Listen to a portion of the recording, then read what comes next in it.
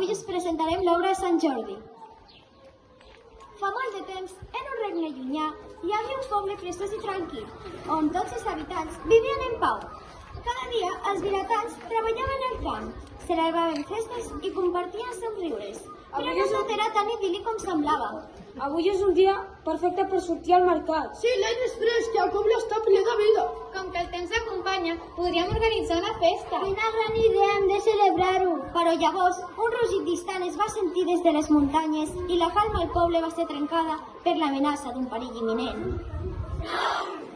Si no us doneu algú del poble, acabareu sense animals. El que em quedava de menjar ja no és suficient. Necessito un sacrifici.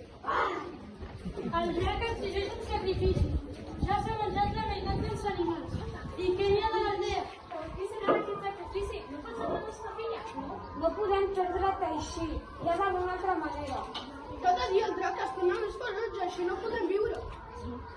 Ai, senyor rei, necessitem una rei que ens salvi. Majestat, feu alguna cosa abans que sigui massa tard. I si tot el poble seu camp, el drac rober la pau. Tots els habitants estan reunits davant del rei, la reina i la princesa. Ara trauré el paper d'aquest barret i a qui li toqui es tindrà que sacrificar. El rei va treure el paper i desafortunadament va sortir el nom de la princesa. No passa res, no em sacrificaré pel meu poble, però és injust. Per què sempre ha de ser així? No hi ha una altra manera? Roman, sisplau, és la meva millor amiga. Princesa, sisplau, no ens deixeu. Segur que hi haurà una altra manera, no podem perdre't així. Jo no vull que ningú pateixi per mi. Si aquest és el meu destí, ho acceptaré, però voldria poder defensar-me. Majestat, la solució no està en el sacrifici, sinó en la valentia. La sort de la princesa està a les seves mans. Confiem en la màgia i en un heroi. De lluny, un cavaller amb armadura i capa vermella cavalca ràpidament. No me rendiré, el bé sempre em salva.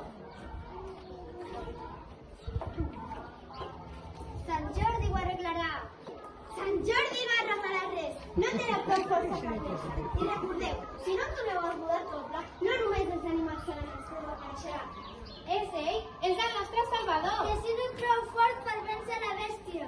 Si aquesta vida ha vingut, potser hi ha esperança, però no vull ser només una donzella de defensa.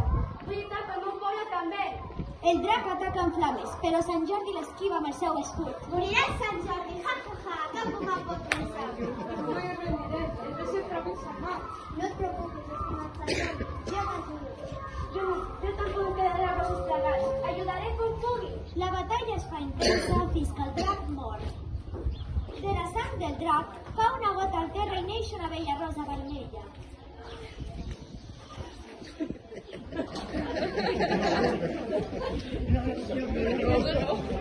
Ai, que opció! Som-hi, nens. Sant Jordi, no només accepto la rosa, sinó el vostre coratge i bondat. Però recordeu, també lluitar per aquest poble també. Sant Jordi, res em faria més feliç. I així amb valentia i una mica de màgia, el regne va ser salvat. Sant Jordi i la princesa es van casar i el poble va celebrar l'amor i la victòria sobre el mal. I des de llavors, cada 23 d'abril celebrem Sant Jordi, regalant roses i llibres en honor a l'amor i a la valentia. Avui no només celebrem una victòria, sinó que també recordem que tots tenim el poder de canviar el nostre destí. Avui és un dia per recordar i festejar.